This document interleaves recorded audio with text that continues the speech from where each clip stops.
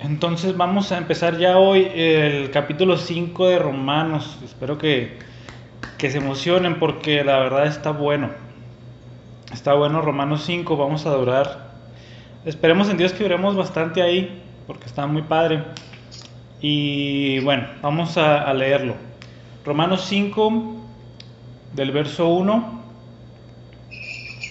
al 2. Vamos a leer nada más 1 y 2. ¿Sí? Dice, por tanto, habiendo sido justificados por la fe, tenemos paz para con Dios por medio de nuestro Señor Jesucristo, por medio de quien también hemos obtenido entrada por la fe a esta gracia en la cual estamos firmes y nos gloriamos en la esperanza de la gloria de Dios.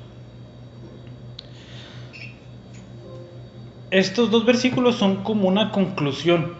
Está raro ahí que sean el verso 1 y 2 de un capítulo, pero en realidad es una conclusión de Pablo. ¿Una conclusión de qué? De todo lo que hemos visto hasta ahorita. Les voy a hacer el recuento y siempre se los hago porque de verdad quiero que en su mente digan Romanos 1, ya sé de qué se trata. Romanos 2, ya sé de qué se trata. Romanos 3, ya sé. Acuérdense, no está tan difícil. Romanos 1 es... Bueno, ahí sí quiero que alguien me conteste, porfa. Romanos 1, ¿de qué se trata?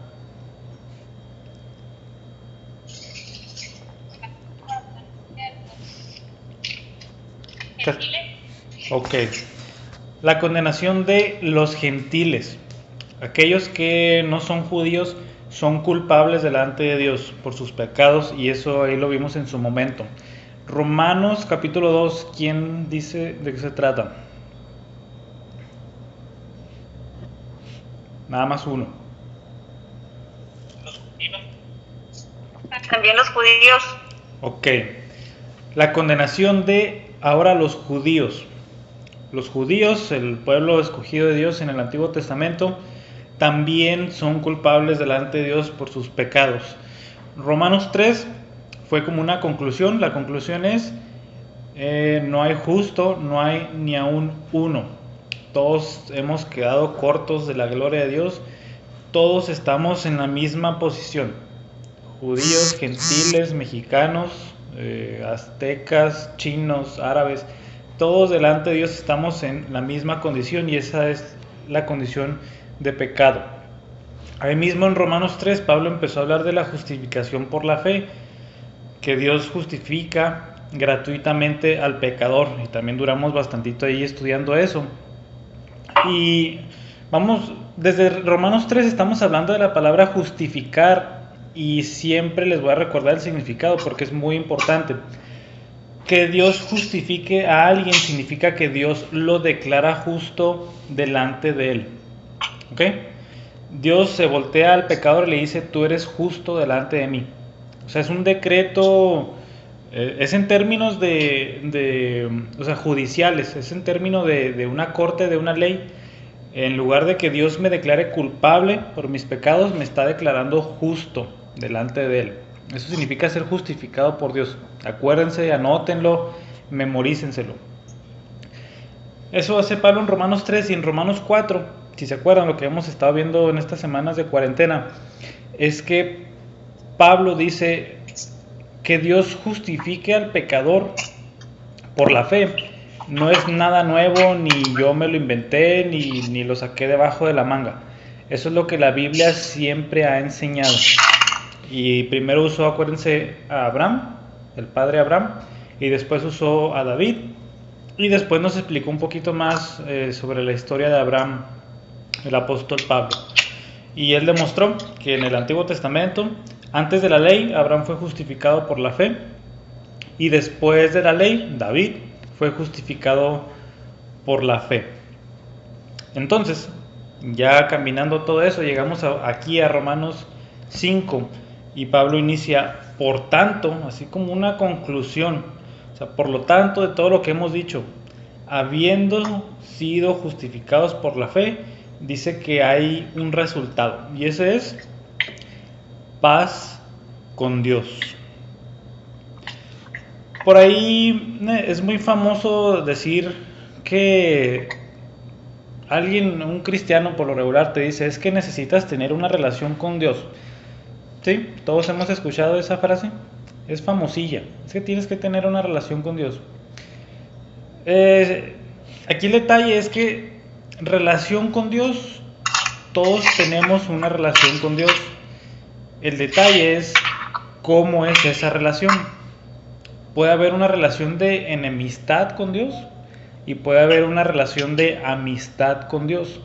Y este versículo nos está diciendo que sin Cristo, sin estar unido a Cristo, uno no tiene paz con Dios. O sea, tiene enemistad, guerra, pleito, pónganle como ustedes le quieran poner. Y es en los dos sentidos, ¿eh? Uno, sin Cristo, está enojado con Dios, aunque uno diga, no, o sea, yo no estoy enojado con Dios, o sea, yo hago muchas cosas por Dios, etcétera. Pero nuestra enemistad con Dios se manifiesta con nuestra vida y con nuestros pensamientos. Si mi manera de vivir va en contra de lo que Dios quiere, y si mis pensamientos son en contra de lo que Dios me dice que haga y que no haga, claramente yo estoy viviendo en enemistad con Él. Acuérdense que a eso se le llama hipocresía. O sea, decir con mis labios, sí, yo amo a Dios, pero con mi mente y con mis hechos simplemente lo estoy negando. Entonces, y en respuesta, Dios está enojado conmigo. ¿Por qué? Exactamente por eso, por mi vida de pecado y por mi rebelión contra Él. Entonces Pablo dice, habiendo sido justificados por la fe, el resultado es que tenemos paz con Dios. Y de hecho una palabrita que vamos a estar viendo ahí más adelante es reconciliación. Entonces, ustedes adelantan ahí el verso 6, 7 y 8, que ya veremos más adelante. Pablo usa mucho la palabra reconciliación.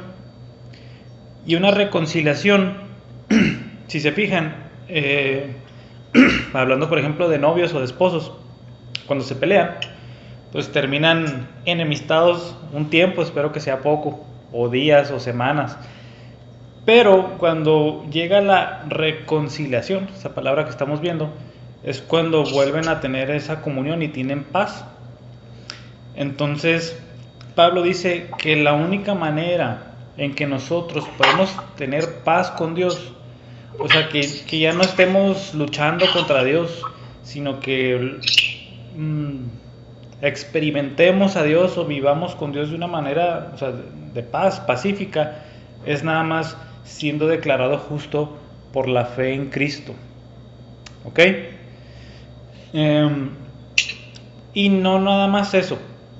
O sea, no nada más hay como una tregua, ¿verdad? No levantamos ahí una banderita blanca y decirle, oye Dios, ya estuvo. No.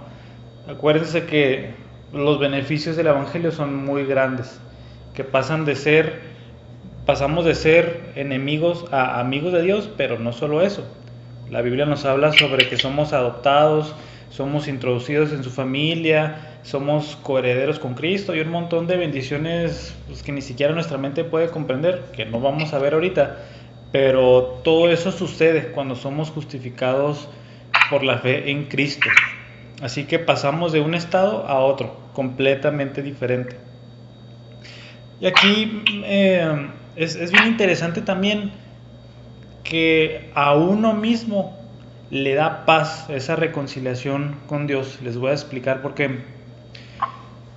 Por lo regular en una religión, por ahí hemos hablado, o sea, en una religión X, en la que sea, siempre vamos a ver impuestas normas, reglas, ritos, requisitos que uno tiene que hacer para que Dios lo acepte, para que Dios esté en paz con él. Lo interesante es que en ninguna religión, ninguno de nosotros vamos a encontrar esa paz. No vamos a decir, ¿sabes qué? He dado 1,000,000 de pesos a la iglesia, he caminado 100 kilómetros, he ayudado a los pobres, he hecho esto, por fin tengo paz con Dios. Eso no existe en la Biblia y eso es totalmente antibíblico. De hecho, si nosotros vivimos de esa manera, vamos a encontrar que es una sed que no se puede saciar. Uno va a estar haciendo cosa tras cosa, tras cosa, tras cosa, yendo domingo tras domingo a la iglesia, dando mucho dinero, ayudando a muchos pobres, haciendo un montón de cosas para tratar de tener esa paz con Dios que solo Cristo puede dar, y que creen, no la vamos a encontrar. Lo único que en realidad nos da esa paz con Dios es Cristo. Acuérdense que el pago que se requiere por mis pecados, solamente Cristo lo puede pagar. Esa deuda que tengo con Dios no la puedo saldar yo. Nunca, ni siquiera cerca, o sea, ni siquiera puedo intentarlo. Necesito de alguien que me rescate, necesito un Salvador, y ese es el Señor Jesucristo. Por eso es muy importante esto, porque esa conciencia que está turbada por sus pecados es 100% real, y a lo mejor ustedes lo han experimentado en algún momento, y ustedes mismos han hecho algo para tratar de calmar esa conciencia, pero en realidad lo único que la tranquiliza es saber que Dios perdona al pecador. Si nos devolvemos poquito ya a Romanos 4,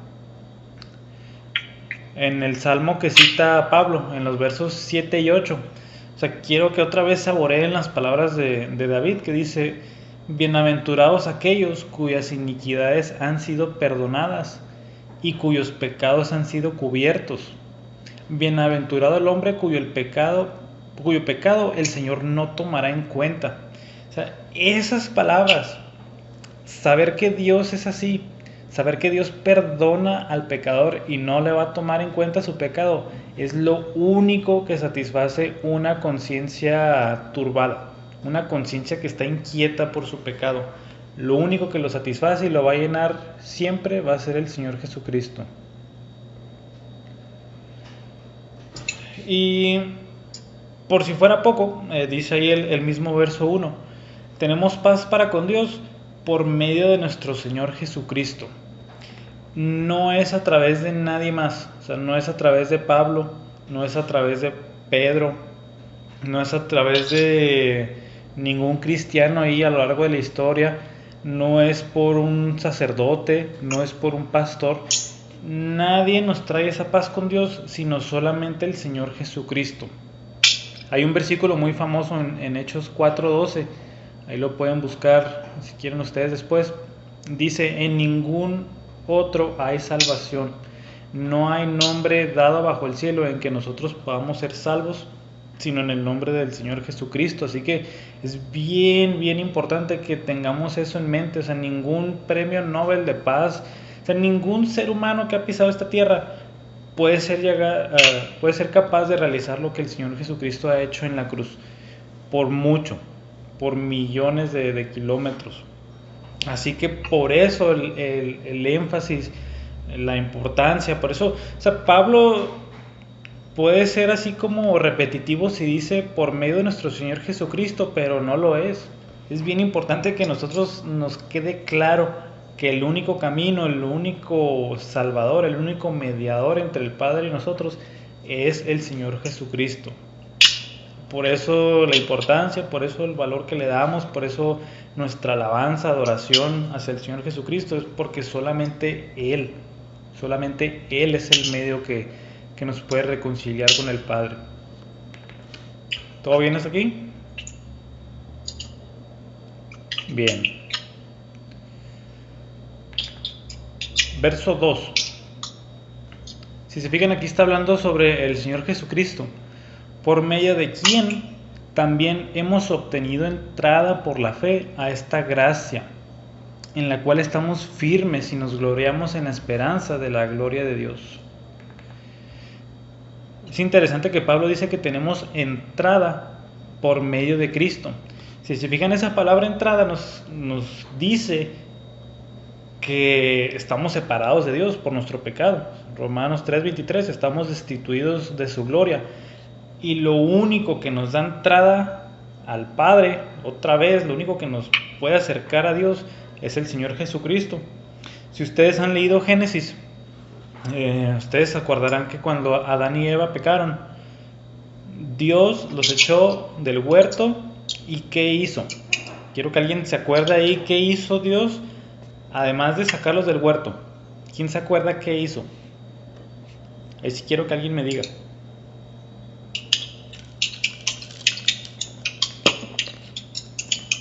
¿No? ¿Nadie? Cuando Dios sacó del huerto a Adán y Eva, ¿qué más hizo? Aparte, acá está participando Andrea.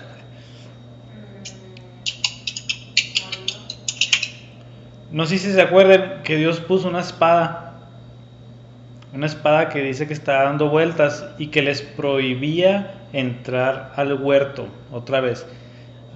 Dios puso algo que les prohibía a Adán y Eva volver a entrar a esa presencia interna de Dios.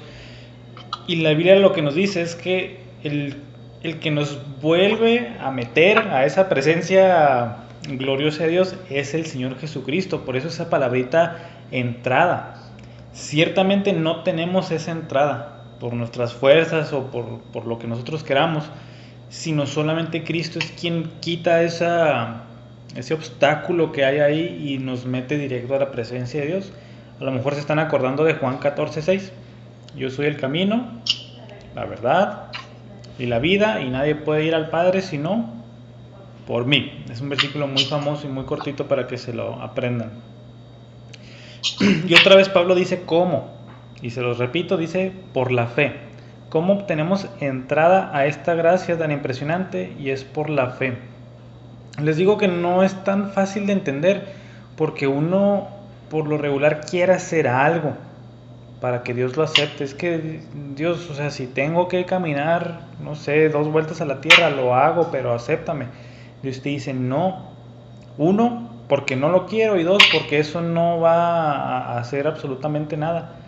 Y Dios vuelve a decir, solamente lo que ha hecho Cristo es lo que te permite a ti venir a mí. Por lo tanto, arrepiéntete de tus pecados, deja tu pecado y cree y confía en ese sacrificio. O sea, les digo, es bien repetitivo, pero se los tengo que decir y lo voy a hacer hasta que me muera. Solamente por la fe en esa obra tan maravillosa es lo que nos da la entrada, así como dice ahí, a esta gracia. ¿Cómo va a ser una gracia? Acuérdense que gracia significa un favor o un regalo inmerecido. ¿Cómo va a ser gracia si no es por la fe? Por ahí les decía hace poquito que fe y gracia van de la mano, o sea, no pueden separarse. No puedes hablar de fe sin gracia y no puedes hablar de gracia sin la fe. ¿Ok? Y me gusta que Pablo dice que en esa gracia, dice, estamos firmes. Está padre, estamos firmes ahí. Si Pablo dice, en esta gracia estamos firmes, es porque nadie lo puede quitar de ahí. Y les voy a decir por qué. Pablo dice, nosotros estamos aquí firmes porque el que ha hecho la obra, ¿quién es? Es Dios. Si fuera una obra nuestra, sería una gracia, entre comillas, que sería 100% frágil y no firme. Imagínense que por algo que nosotros hayamos hecho, tengamos entrada a Dios. O sea, cualquier mal pensamiento, cualquier mala intención, cualquier pecado, cualquier pecadillo, o sea, cualquier cosa de esas nos alejaría inmediatamente de la presencia de Dios de nuevo. Por eso Pablo dice, como no depende de mí, pero depende de Dios, por eso esta es una gracia en la cual estoy firme. Como Dios lo ha hecho y como Cristo lo ha hecho, y como Cristo es perfecto y como Él hizo una obra perfecta, dice, yo sé que nadie me va a quitar de aquí. O sea, Él es poderoso para salvarme y preservarme hasta el final. Así como dice Filipenses 1:6, porque estoy convencido que el que comenzó la obra, dice, poderoso también es para terminarla. O sea, si Él me trajo aquí, yo sé que Él me va a mantener firme hasta el final. Por eso, dice Pablo, nos gloriamos en la esperanza de la gloria de Dios. Aquí quiero que pongan sus lentes de Romanos. Y hemos hablado de la gloria de Dios varias veces. En Romanos 1 dice muchas veces que cambiamos la gloria de Dios por la mentira. Y más adelante dice que estamos destituidos de la gloria de Dios. Y ahora en Romanos 5 dice, porque hemos sido justificados por la fe, esa gloria de Dios que antes pisoteábamos y antes estábamos destituidos, dice, ahora nos gloriamos en eso. Y es impresionante que pasemos de un estado a otro tan radical, o sea, tan diferente, tan opuesto.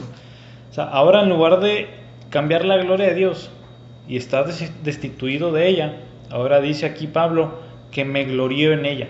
Y acuérdense que gloriarse es como alegrarse, como jactarse. O sea, no tiene nada de malo jactarse en la gloria de Dios porque en este contexto es lo único que nos mantiene firmes, es lo único que nos da una entrada a Dios. ¿Ok? Estos dos versículos son bien importantes, me gustaría que se los memorizaran, que los tuvieran ahí siempre presentes. Ahora vamos a seguir con los versos 3 al 5. Versos 3 al 5 dicen, y no solo esto, sino que también nos gloriamos en las tribulaciones, sabiendo que la tribulación produce paciencia, y la paciencia, carácter probado, y el carácter probado, esperanza. Y la esperanza no desilusiona, porque el amor de Dios ha sido derramado en nuestros corazones por medio del Espíritu Santo que nos fue dado. Bien interesantes estos versículos porque acabamos de decir, sí, nos gloriamos 100% en la gloria de Dios y en la esperanza, pero dicen no nada más en eso, sino que también en las tribulaciones. Y es ahí donde muchos dicen, caray, eso ya no está tan padre como el versículo anterior. El versículo anterior estaba bien chido, pero este que dice que me tengo que gloriar en tribulaciones ya no está tanto. Aquí les quiero comentar algo, que las tribulaciones a las que se refiere la Biblia, en su mayor parte, son tribulaciones o problemas que vienen por el hecho de ser cristiano. O sea, no es porque me fue mal en el trabajo y cosas así. Esas tribulaciones sí son importantes y sí habla la Biblia de ellas, pero por ejemplo en este contexto, las tribulaciones que vienen es por ser cristiano, es por abrazar esta fe. ¿Ok? Eso es importante. O sea, quiero que tengan ahí ese dato ahí bien claro. Por ejemplo, si en mi trabajo yo mantengo un carácter cristiano, siendo honesto, o sea, llegando a tiempo, no robando al patrón, o sea, si yo hago eso, muy probablemente me va a causar problema con los que no lo hacen así. Va a haber ahí hasta pleitos, hay ahí que no te incluyen en lo que hacen, etcétera. Hay tribulación.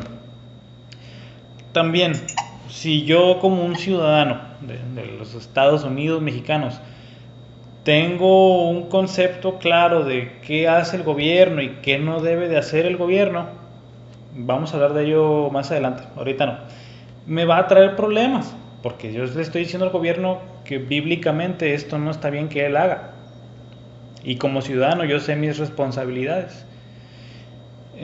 También, inclusive en los lugares donde se congregan, ahí pueden caer tribulaciones, porque, o sea, al momento en que uno está firme en Cristo y firme en lo que está en su palabra, hay ocasiones en las que en alguna iglesia o algo no están 100% bíblicos en algún punto y hay problemas, y caen tribulaciones.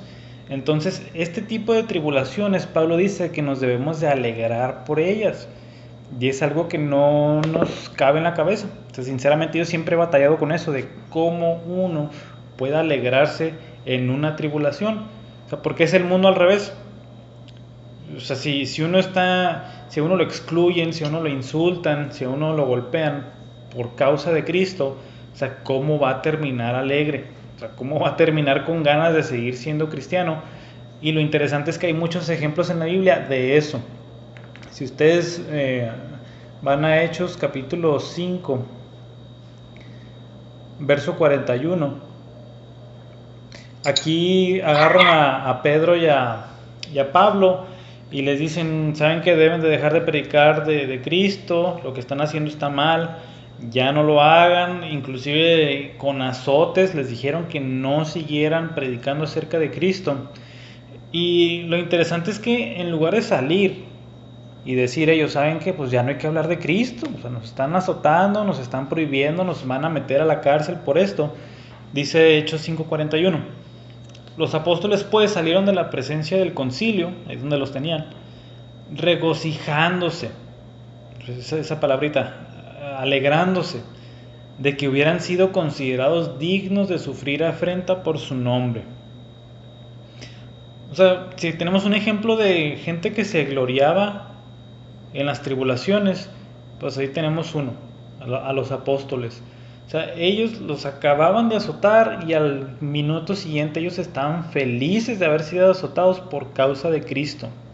Así que les animo a mantener siempre su carácter y su pensamiento cristiano en todos los sentidos de su vida. Y les estoy garantizando que va a haber tribulación, o sea, no les voy a mentir, les estoy garantizando que algo les va a suceder por eso. Y el mensaje que quiero que recuerden es que deben de alegrarse. Es una buena señal de que ustedes sufran por la cruz. Es una muy buena señal de que ustedes estén sufriendo algo por ser cristianos, por llamarse cristiano, por tener un pensamiento cristiano, por estar saturado de sus Biblias. ¿Ok? Eso es algo bueno. Lo que les va a pasar no es bueno, pero el resultado sí es bueno. ¿Qué es lo que produce eso? Y es un carácter, una característica, que no muchos tenemos ahora. Dice, nos gloriamos en la tribulación sabiendo que ¿qué va a producir? Paciencia. El gloriarse en las tribulaciones nos va a traer paciencia. De hecho, ahorita, en estos tiempos, la paciencia es algo que no mucha gente conoce, porque todo lo tenemos así rápido. O sea, cualquier cosa, ya. Un problema, ya resuelto. Quiero algo, ya. O sea, no estamos acostumbrados a ser pacientes. Es una virtud que se ha perdido mucho. E interesantemente, aquel que ha sido justificado por la fe en Cristo produce paciencia. Es una persona que muestra paciencia en su vida. Les voy a decir por qué. Si sufrimos tribulación, burla, golpes, muchas cosas que como cristianos se llegan a pasar. Si yo permanezco firme en Dios, el resultado directo es paciencia. ¿Por qué? Porque no me voy a descontrolar, no voy a decir, ya no quiero nada con Cristo, lo único que me pasa es malo. O sea, si yo permanezco firme, ahí se está produciendo la paciencia.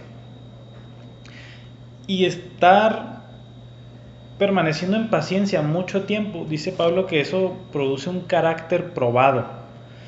Es interesante esa frase, un carácter probado, o sea, un carácter que ha sido probado muchas veces. Y esta es una virtud cristiana, otra vez, el carácter probado.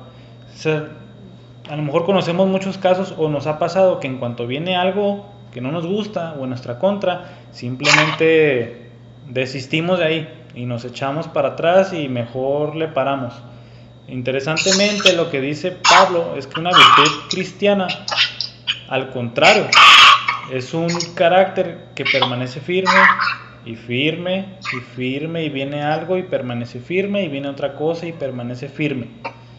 O sea, para Pablo eso es algo bueno, que el cristiano le pasen cosas y que permanezca firme mucho tiempo. De hecho, es natural que el cristiano sea así porque pone su esperanza en Dios.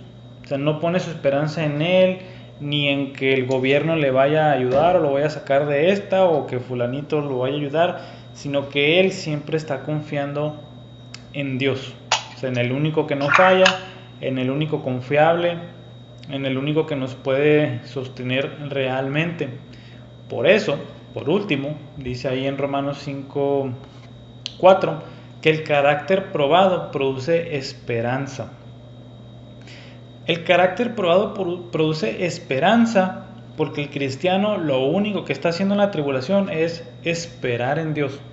O sea, eso significa esperanza, que uno está esperando en Dios, o sea, confiando en que el juez de la tierra va a obrar bien al final, confiando en que Dios está trabajando conmigo en esta tribulación, confiando en que Dios va a mover todas las cosas para un bien final. Acuérdense, bueno, no acuérdense, pero les adelanto que en Romanos 8:28 dice que para los que aman a Dios todas las cosas obran para bien. Y ya veremos que las tribulaciones forman parte de ese plan de Dios, que las tribulaciones sirven para un bien. Y por eso los cristianos somos gente de esperanza, porque estamos esperando en Dios y confiamos en Él. Confiamos en su promesa, confiamos en que lo que Él dice es verdad, confiamos en lo que Él nos promete, es cierto. Y finalmente, verso 5. Y esta esperanza que nosotros desarrollamos, dice, no desilusiona. Y esto es algo que quiero que se lleven todos de tarea. Que el esperar en Dios no es un pensamiento vago o es pues de algo me tengo que agarrar, ¿verdad? En mi vida o en algo, no. La esperanza no desilusiona. Dios no deja tirado a nadie. No existe esa persona que esperó en Dios y Dios no lo libró, o Dios no lo ayudó, o Dios no lo escuchó. Ya este verso lo está confirmando. La esperanza en Dios no desilusiona, no deja absolutamente a nadie tirado, así como solemos decir. Esta esperanza en Dios no desilusiona y lo vemos por qué. Porque ese amor de Dios ha sido derramado en nuestros corazones por medio del Espíritu Santo que nos fue dado.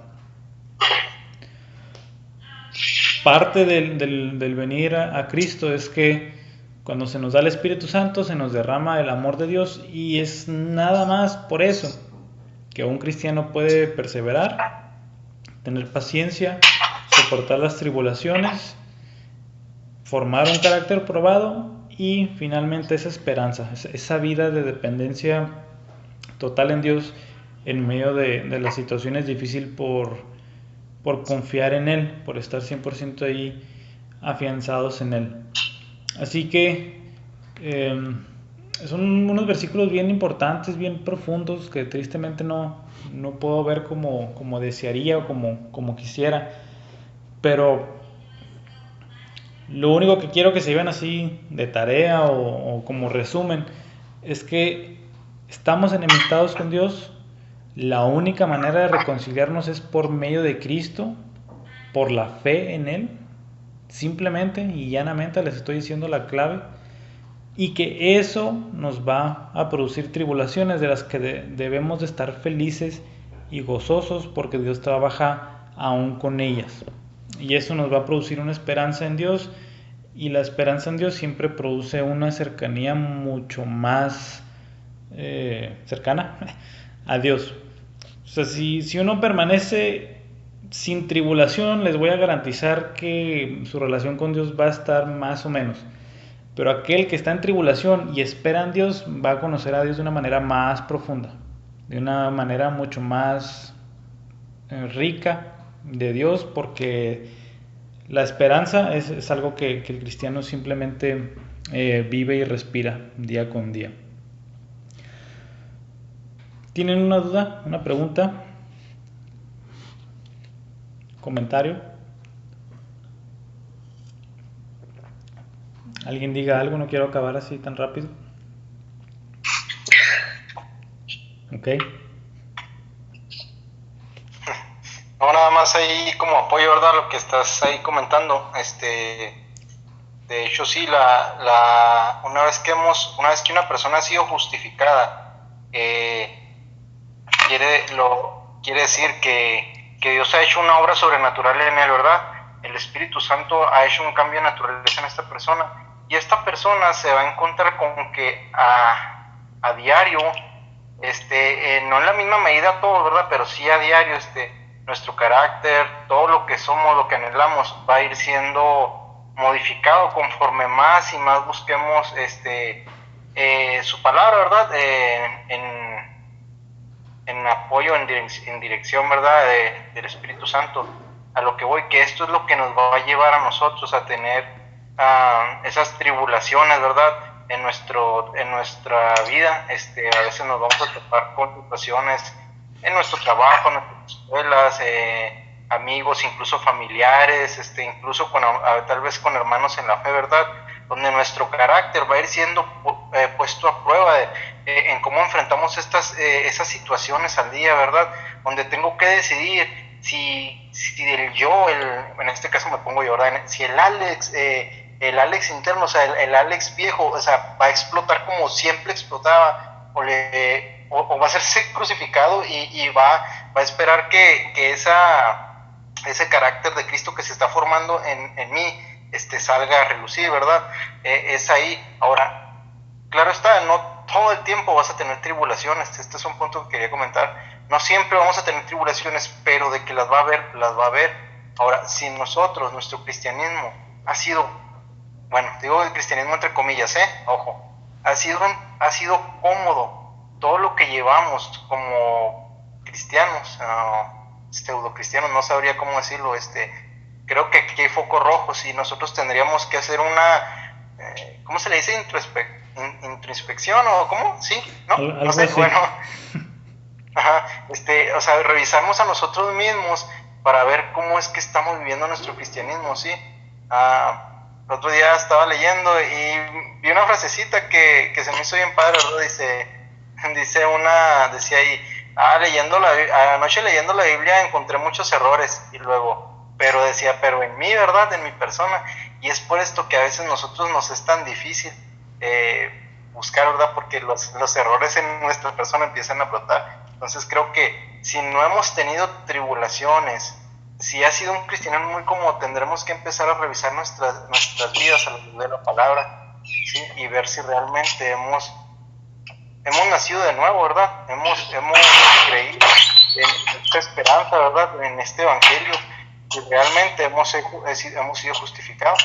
Nada más. Sí, de hecho, o sea, los cristianos siempre han sido causadores de problemas en donde han estado, porque viven de una manera diferente, siempre. O sea, ellos no están buscando su bien propio, ellos no están buscando la tranza para ellos salir adelante, sino ellos simplemente están buscando en amar a Dios y en amar al prójimo. Y eso, o sea, si uno se sale a la calle, nadie está haciendo eso.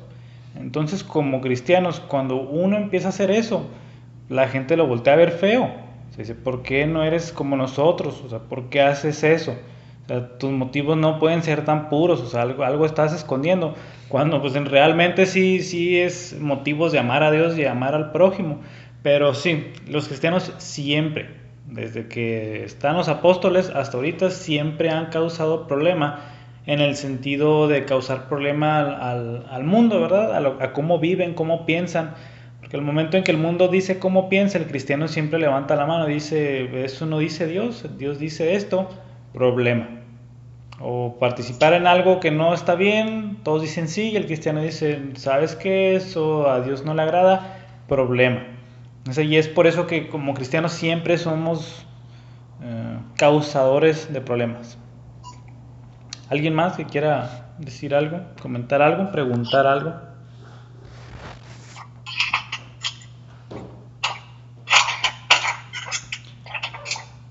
¿No? ¿Seguros?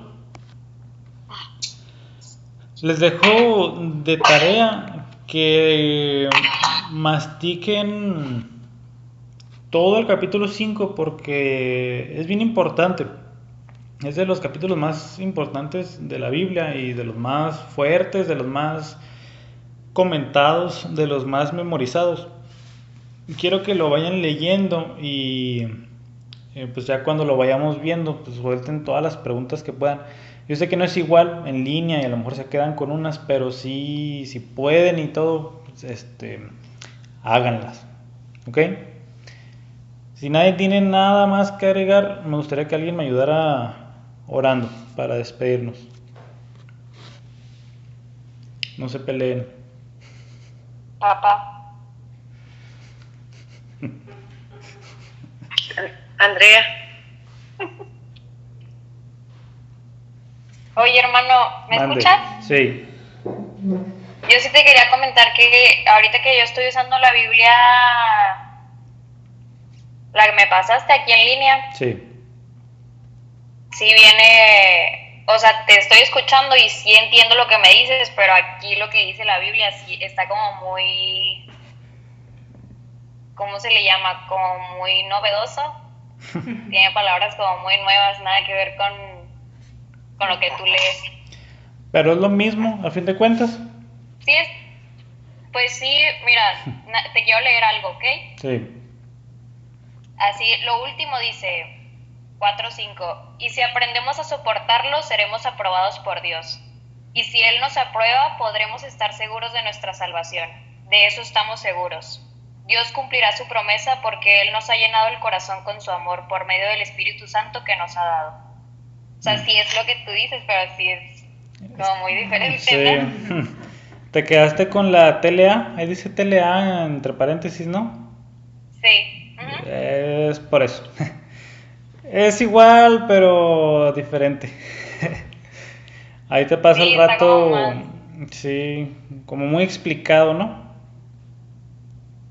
Sí. Sí, como muy explicado. Como muy con nuestras palabras, ¿no? Ujú. Sí. Al rato te digo cómo le hagas para tener esa de un lado y la que yo uso del otro. A lo mejor para que ahí misma tú la Ok. compares.